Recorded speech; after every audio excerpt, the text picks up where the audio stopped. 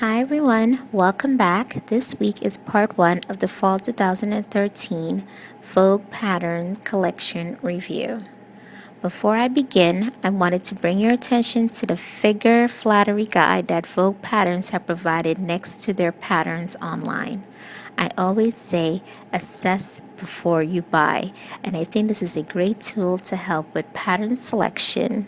I noticed it when I was going through the new patterns last week. Now, let's get into the review. 1361, the Donna Karan Faux Wrap Dress. This dress is from her Fall 2012 collection, also featured here in red. I love the collar, bias tucks, and the overall silhouette of the dress. This dress has no side seams, therefore you will have to make a muslin to test for fit, because once the dress is made, you will not be able to take it in. It is made for a knit with lining. I'm very skeptical about the choice of fabric they recommended, especially for the cuffs.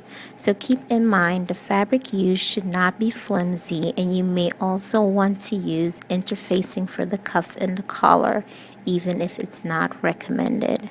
I will be looking forward to see the results of this one sewn up, because if it works out, it will be quite stunning. 1365, the Donna Karan Fur Coat. This coat was also featured in her Fall 2012 collection. I can't recall the last time I've seen a pattern designed specifically for a fur coat. It has oversized lapels, which is a trend for Fall 2013.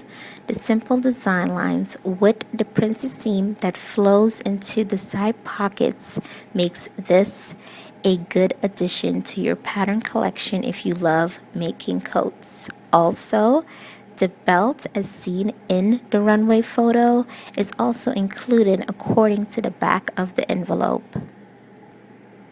1358, the Annie Klein Wrap Dress. There is always an issue with sizing when two different types of fabric, such as a woven and a knit, is used for the same pattern.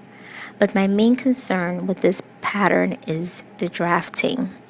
8827, which bears a similar resemblance, had major drafting and fitting issues according to reviews on Pattern Review.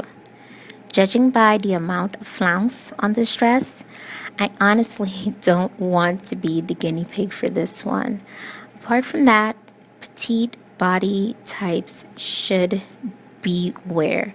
This dress has a lot of volume, and it can be very overwhelming on a small frame. 1366, the Annie Klein Top and Pants. The pants looked great on the model. I like the stitched creases and the back wall pockets. Escada did a navy two-piece for their 2013 fall collection featuring pants just like these. If the directions are good, you can keep them to use them for your other pants projects as a reference. 1360, the K. Unger Knit Sheath. This would be my number one must-have. On my blog, I've been showing you guys a couple of double knit dresses as new arrivals from the different stores such as Ann Taylor and New York & Company. So I'm very happy to see that Vogue Patterns provided a couple double knit dresses in this collection. I love that this dress has simple design lines, so it will flatter a lot of different body types.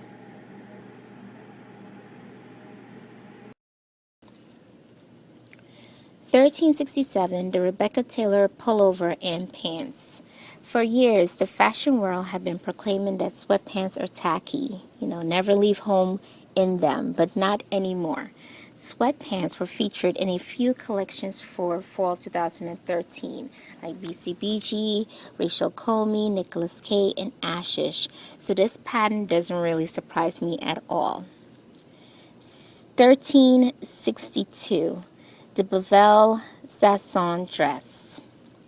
This dress has a very elaborate bias drape detail at the neckline that is made by a series of handmade tucks using interfacing to give it structure. It's gorgeous. It may be one of those dresses that only look difficult but go together very easily. I would love to see it in a wool crepe and styled with a skinny belt and tall boots in the fall and winter. $13.59. I like the looped front drape effect. This is it has been a trend for a while. You see it in like the twisted form at the waistline. You see it twisted at the neckline. Nina Ricci did a similar look for fall 2013. I also like the plain bodice and the straight skirt of the dress.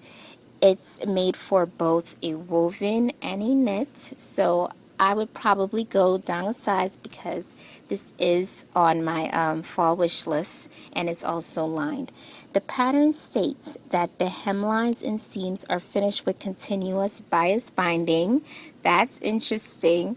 I can't wait to see how it works out, and I guess you will see it too because there should be a review for it pretty soon. $89.33. I love the color of this coat. It reminds me of this one from Parenza Scholler, fall 2013, which caused quite a stir on the runway for its show. I think this one will too. They did a few asymmetric outerwear pieces in their collection, and the asymmetric coat has been trending since, I would say, last fall, and I also showed a couple of them for spring. So if you love making coats, this is definitely one you should add to your collection. $89.31. I posted a pairing possibility for View C on my blog to match up with the Ann Taylor Regent striped jacket. This jacket has such a flattering shape with defined waistline and flared at the hip. These basic lines, I feel like